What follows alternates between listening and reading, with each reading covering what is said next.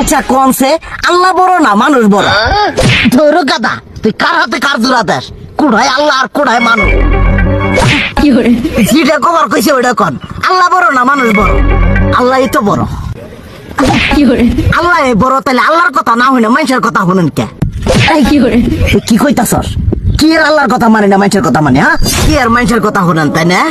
আমনে যে ওই দিনকে ডায়াবেটিসের রোগ নিয়ে যে হাসপাতালে গেলেন, ডাক্তার আপনার কত কিছু খাবার না করলো, সব কিছু না খাই এখন চলতেছেন। তাহলে আল্লাহ যে আপনারে কইছে যে হারাম খাবার না, সুদ খাবার না, কই আপনি তো কাম কাজ বাদ দিয়ে এলাকার মধ্যে টাকা পয়সা না গায়ে খালি ওইলে দিয়েই খান, নিজেরা টেও হালাল ভাবে কামাই করেন না, ওই সুদ তো না কয়টা টিয়া করে লাভ আহে ওইলে দিয়ে দিয়ে চলেন আর পেটা বড় বানাইছেন।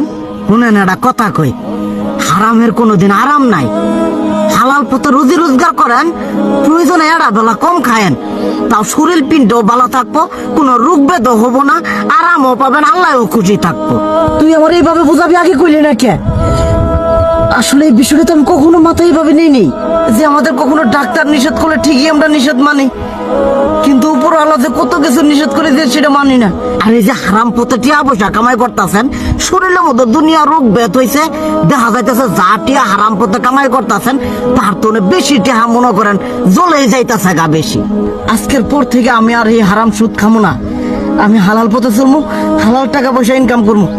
এতে করে যদি একবেলা কমও খাইতে হয় তবুও খামো, তবু আমি আর এই হারাম পথে চলবো না।